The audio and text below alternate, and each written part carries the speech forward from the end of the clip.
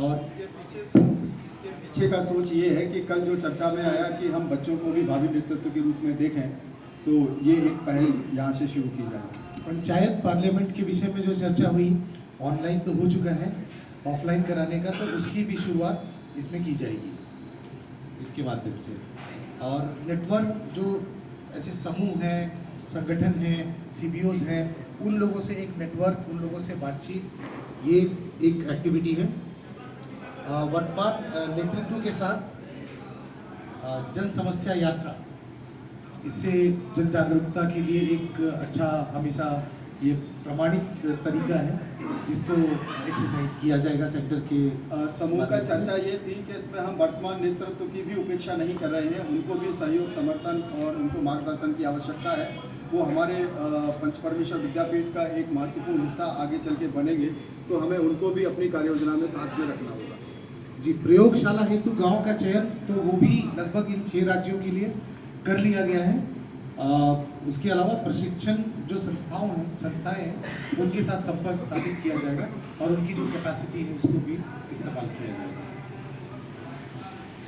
जो गतिविधियां जो चिन्हित की गई हैं समूह के द्वारा, उसमें संसाधन केंद्र के माध्यम से राज्य में शिक्षण और प्रशिक्षण की गतिविधियों का आयोजन के लिए तैयारी करना, पाठ्य सामग्री की व्यवस्था देखना, प्रशिक्षकों का राज्य स्तर पर चिन्हांकन, प्रचार प्रसार सामग्री की आवश्यकता होगी, प्रशिक्षण आयोजन और संदर्भ व्यक्ति जो होंगे उनका चिन्हित करके उनका प्रशिक्षण राज्यों में के लिए तैयार करना और संसाधनों की पहचान करके संसाधन एकत्रीकरण करना होगा।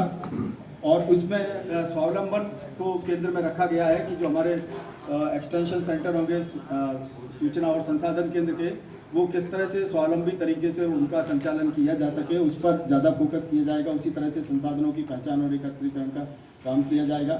और भावी नेतृत्व का प्रशिक्षण, राज्यों में जो हम नेतृत्व की बात कर रहे हैं, ग्रामीण नेतृत्व की, उसमें जो वर्तमान नेतृत्व है उसके साथ तो काम करेगी, साथ में भावी नेतृत्व की जो होगा उसका पहचान और उनका हैंड होल्डिंग सपोर्ट करने का, ये हमारे जी। और इसके अलावा ये भी बात हुई कि मतलब हर सेंटर से 2-2 ऐसे ट्रेनर्स जो बन सकते हैं उनको भेजा जाएगा ताकि वो पंचपरमेश्वर विद्यापीठ के उस सेंटर से प्रशिक्षण ले सके।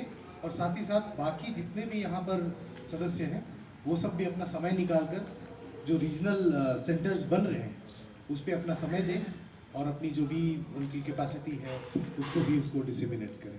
और इसमें जो नेटवर्क और संगठनों सीईओज की बात हो रही थी, तो यहाँ पर हमारे जो तीसरी सरकार अभियान का जो राज्य में नेटवर्क है उसको भी सशक्तिकरण का भी यहाँ पे सवाल था। ये केवल नीचे काम करने की बात नहीं है, बल्कि हम अपने राज्य स्तरीय नेटवर्क का विकास और विस्तार कैसे करें उस पर भी चर्चा हुई है कि हम स्टेट लेवल तक लगभग जिन राज्यों में हो गया है वो जिलों की इकाइयों का गठन करेंगे और विकासखंड स्तर तक जाएंगे।